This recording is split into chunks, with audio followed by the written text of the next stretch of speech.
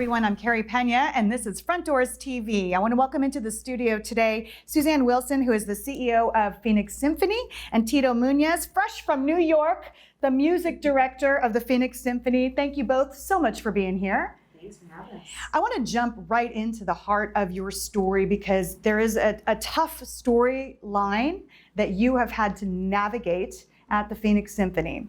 So Suzanne came to our studio actually right when you landed in Phoenix, right before the pandemic hit, when you were hired on to be the CEO.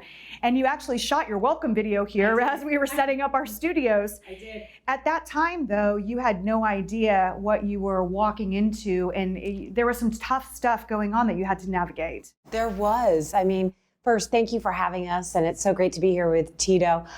When you take on a new job, you go in with optimism and thinking about how you're going to make change and what you're going to tackle in that first year. And so, of course, I had the priorities set, and I was excited to be launching a strategic planning process with all of our constituents. And I officially started on January 23rd. And when I began, I started to recognize, there were some financial challenges that existed within the organization. And this is common. Performing arts organizations go through peaks and valleys. And of course, we were in a circumstance that we had to address some of those financial implications. 7 weeks later, a worldwide pandemic hit. And so coming from this financially fragile place and now being incredibly exacerbated by a pandemic, which put us out of business. I mean, we ultimately had to cancel 140 performances from 2 seasons, and we had to lay off and furlough staff, and we furloughed our 64 musicians.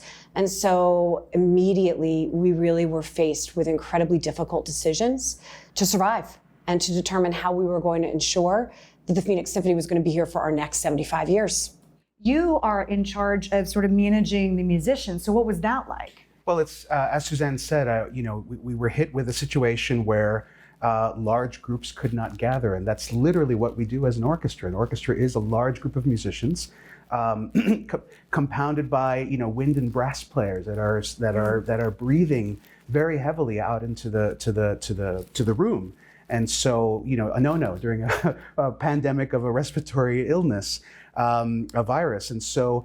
It was a really challenging time. I think everybody in our industry, everybody not only in our orchestra, but all over the world, were questioning what we were going to do.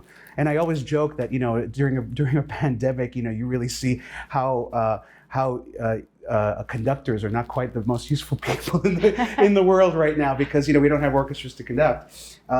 But actually, yeah, every orchestra I do conduct all over the world and everywhere, all over the world, we were having the same difficulties, same questioning, same challenges. How are we going to continue to do this when there's no end in sight? We didn't have vaccines in the beginning. We didn't know how long that was going to take. We knew that was probably going to be the only way we were going to get out of this. And so to have that be the reality was very scary for all of us. So let's talk about where you are today.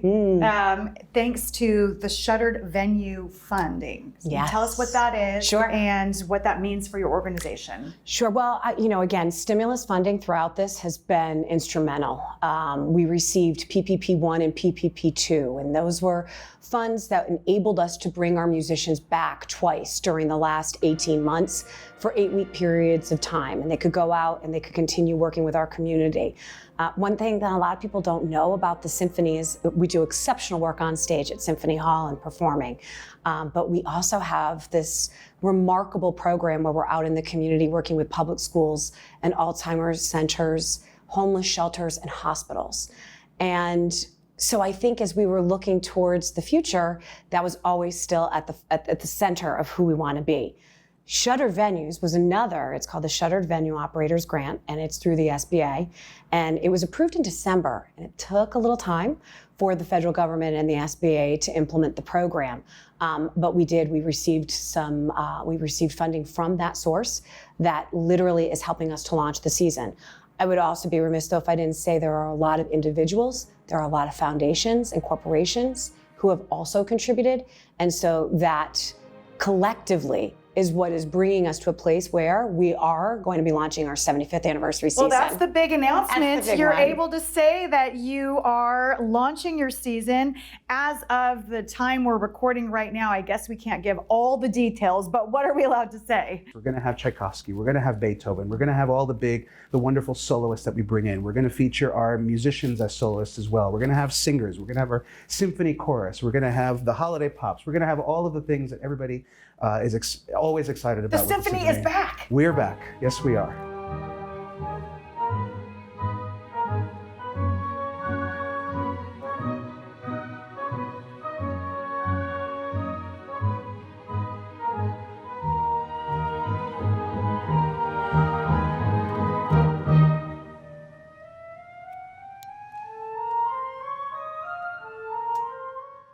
Do you feel like you can finally take a deep breath? I will take a deep breath when everybody's back on stage. and I look forward to that moment when Tito takes the podium and we look out at the audience and everybody is convened at Symphony Hall on opening night. I think it's going to be an incredibly emotional night for all of us. But it is going to be that moment of relief and that moment of celebration. And the fact that it's our 75th anniversary celebration only makes it sweeter. So for more information, go to phoenixsymphony.org. And I appreciate both of you being here and just being candid about navigating an incredibly tough situation. As you said, Tito, worldwide, musicians and leaders in the arts communities have had to navigate this, and it has been some tough stuff. But I submit that music and art is one of the things that got us through the pandemic. So I definitely commend your musicians for bringing that beauty and joy in the times when we needed it most, even when they weren't getting paid to do so. Yes. That is huge. Yeah. Thank you both so Thank much. you. Thank you so much. And thanks to all of you for watching. I'm Carey Pena, and this is Front Doors TV.